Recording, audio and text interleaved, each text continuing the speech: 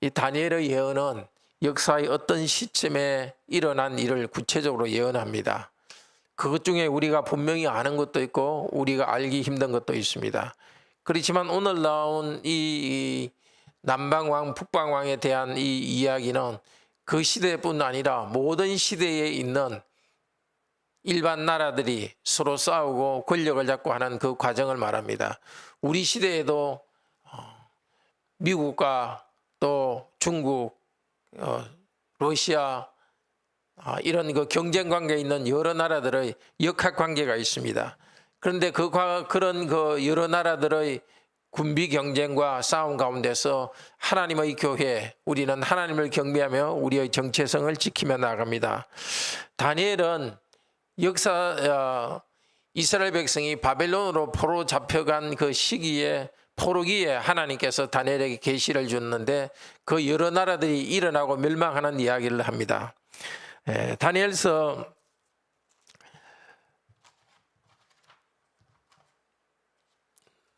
앞쪽에 그 다니엘서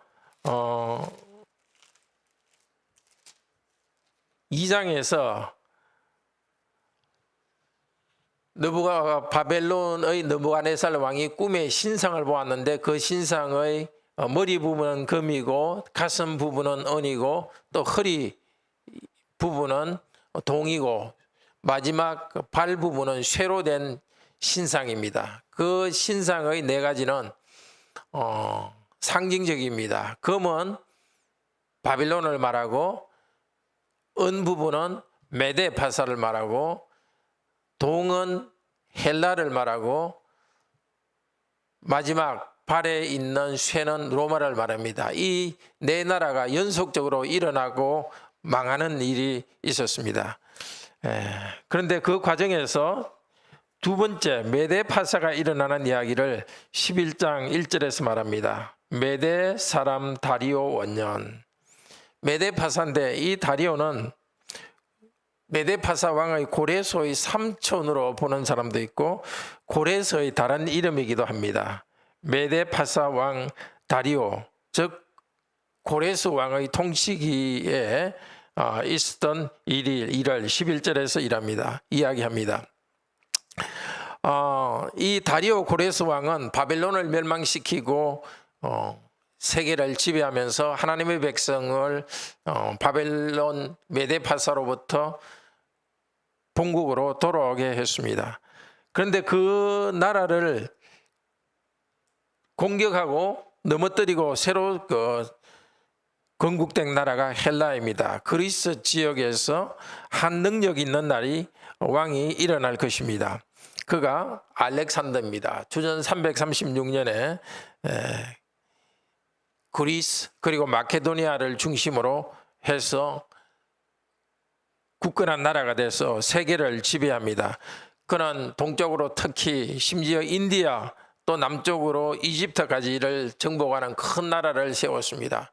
그렇지만 그는 갑작스럽게 죽어버렸고 그 뒤를 이어서 그의 부하들이 자기 알렉산더가 지배하던 지역을 네 부분으로 나눕니다.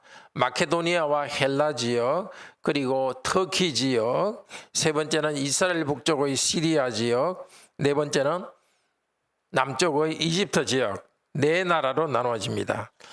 오늘 5절부터 19절은 이 네 개의 나라 중에서 이스라엘 북쪽에 있는 시리아 지역을 지배하는 셀루쿠스 왕조, 그리고 이스라엘 남쪽의 이집트를 지배하는 톨레미 왕조 사이의 싸움을 길게 이야기합니다. 하나님의 백성들이 사는 그 이스라엘을 북쪽으로 남쪽으로 두어서 두 나라가, 북쪽은 어디라 그랬죠? 시리아의 셀루쿠스 왕조, 또 남쪽은 이집트의 남방왕이라는 것은 이집트의 톨레미 왕조입니다. 그 두 왕조 사이에 여러 가지 싸움이 있는 것을 예언합니다. 마찬가지입니다. 하나님의 백성인 우리들도 세계 여러 나라의 경쟁 가운데 우리는 살아가고, 또 대한민국이라는 이 국가에서 여당과 야당이 서로 권력을 얻기 위해서 싸우는 그 과정 중에 그 상황 속에 우리들은 살아갑니다. 세상 나라의 싸움, 이런 경쟁 중에서 어느 나라가 가장 하나님의 뜻에 가깝다고 이야기하기가 힘듭니다. 자기들의 욕심을 따라서 정당끼리 논쟁을 하면서 권력을 잡으려고 하고 또 세계 여러 나라들도 권력 경쟁을 합니다.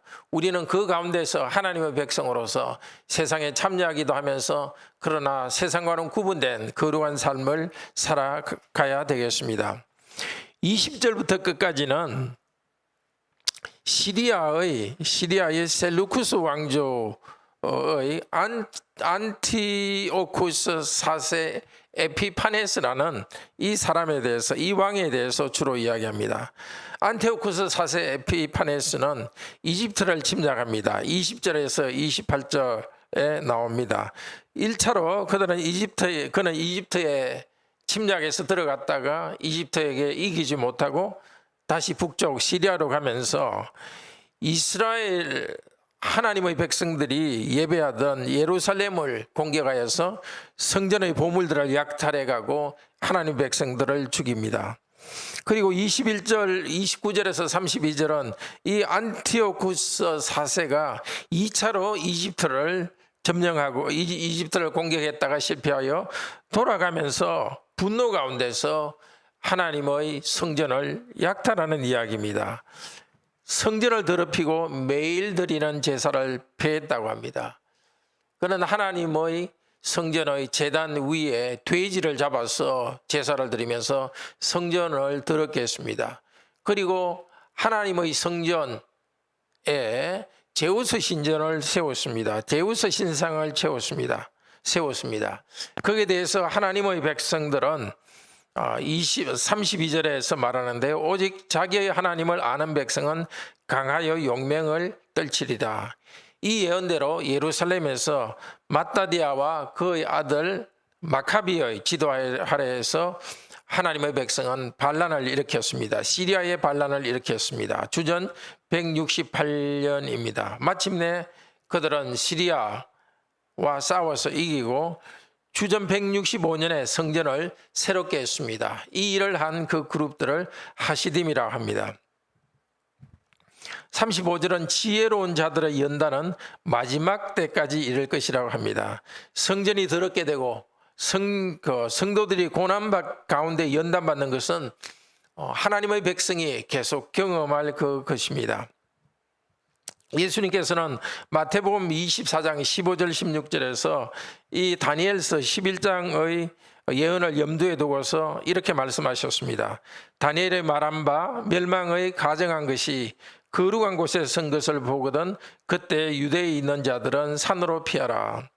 예수님께서 재림할 무렵에 가까워올수록 마치 하나님의 성전이 세상에 의해서 더럽힘을 받았듯이 하나님의 교회가 세상으로부터 큰 핍박을 당하고 어려움이 있을 것을 예수님은 미리 예언하셨습니다. 그 가운데서도 끝까지 견디는 자는 연단을 받아서 거룩하게 될 것입니다. 형제자매 여러분, 오늘 들은 다니엘서 11장은 바벨론 왕국을 대체했던 메데파사, 또 헬라의 통일제국, 이집트, 시리아 이 왕국의 역사적 시기에 일어났던 하나님의 교회에 대한 탄압을 예언했고 그 탄압이 구체적으로 이루어졌습니다. 이 탄압은 그 당시에 이루어졌을 뿐만 아니라 하나님 백성에 대한 공격과 하나님 백성이 당하는 환난, 그 가운데 하나님 백성이 거룩하게 되어가는 것은 모든 시대에 일어나는 일이기도 합니다. 그래서 오늘 다니엘서 11장 예언은 이스라엘 북쪽 시리아의 안티오쿠스 4세 에피파네스와 같은 사람의 하나님 백성을 공격할 뿐만 아니라 어느 시대에나 하나님의 백성이 세상 나라로부터 공격을 받는 것을 말해주고 있습니다. 예수님이 오실 재림의 날이 가까울수록 재림의 날 직전에는 더 이런 세상의 핍박이 강할 것입니다. 지금 우리도 예수님이 오시는 그 날을 향해 나가는 역사 시대를 살아가고 있습니다. 세상 여러 나라들, 세계 여러 나라들이 서로 경쟁하고 또 대한민국에서 정당들이 경쟁하는 그 가운데 우리는 어느 하나가 하나님의 뜻에 맞다고 그렇게 공인할 수는 없습니다. 우리는 세상과는 다르게 구별되어 살면서 거룩하게 살아갑니다. 예배를 드리기 위해서 고난과 어려움도 있습니다. 또 예배를 드리기 위해서 우리가 치러야 될 희생도 있습니다. 너무나 직장 생활이 힘든 이런 그 시대를 우리가 살아가고 있죠. 그 가운데서도 우리가 이 땅에 이런 어려움 때문에 예배를 게을리하지 말고 오히려 상황이 어려울수록 기도하고 예배에 열심을 품도록 합시다.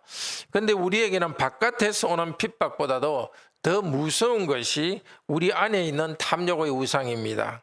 하나님께서 주신 좋은 것들이 우상처럼 될 수가 있습니다. 내가 가진 좋은 직장, 혹은 학생 여러분은 여러분이 다니는 좋은 학교, 재산, 친구, 또 이 대한민국의 여러 복지, 이 모든 것들이 좋은 것이지만은 하나님 대신에 이런 것들을 높이는 것은 하나님은 싫어하십니다. 하나님을 기억하지 않고 하나님을 경배하지 않으면서 하나님이 주신 좋은 것을 즐기는 것은 우상숭배와 다름이 없습니다. 오직 하나님을 경배하고 이 땅에 우리가 가진 좋은 것들은 하나님, 그것 때문에 하나님을 경배하는데 그 모든 것들을 사용하고 그런 바른 관점을 가집시다. 이스라엘 백성이 여러 나라의 공격 가운데서 특별히 시리아 나라가 하나님의 성전을 더럽힌 그 가운데서 그들이 고난받으면서 믿음을 지켰습니다. 우리도 이 땅에 여러 가지 어려움과 고난이 있더라도 하나님을 향한 믿음을 굳게 지키고 개인적으로 말씀 읽고 기도하는 것과 또 함께 모여서 예배하는 것을 게을리하지 말고 열심을 내도록 합시다. 그리고 예수님 재림하셔서 이 땅의 여러 복잡한 이런 나라 간의 경쟁과 군비 경쟁, 또 정치적인 그런 이 세상의 그 부족함들, 이런 것들을 다 해결하시고 참된 하나님의 나라를 이루시고, 그래서 우리가 예수 그리스도를 눈으로 보고 삼위일체 하나님과의 교제를 누릴 그 마지막 이 세상 이후의 다음 시대를 기다리면서 이 땅의 삶에서 고난 가운데서도 어려운 가운데서도 예배하면서 앞으로 나아갈 수 있기를 바랍니다. 기도드립시다. 자비로우신 하나님, 바벨론 포로기에 있던 다니엘과 하나님의 백성들에게 앞으로 일어날 여러 세계 제국들과 그 세계 제국들이 싸우는 가운데 하나님의 백성들이 핍박을 받는 것 예언하셨습니다. 예언한 대로 특별히 이스라엘 북쪽 시리아 지역의 왕국의 왕인 에피파네스가 하나님의 성전의 예배를 더럽히고 예배를 중단시켰던 그런 악한 일이 있었습니다. 그 가운데서도 하나님을 경외하는 자들은 오히려 하나님을 경배하면서 더 단련되었습니다. 우리 시대에도 세상의 여러 나라들이 서로 경쟁하고 국내에서도 정치적 경쟁이 있고 또 우리 마음에서도 하나님 대신 다른 것을 높이려는 그런 탐욕의 유혹이 있습니다.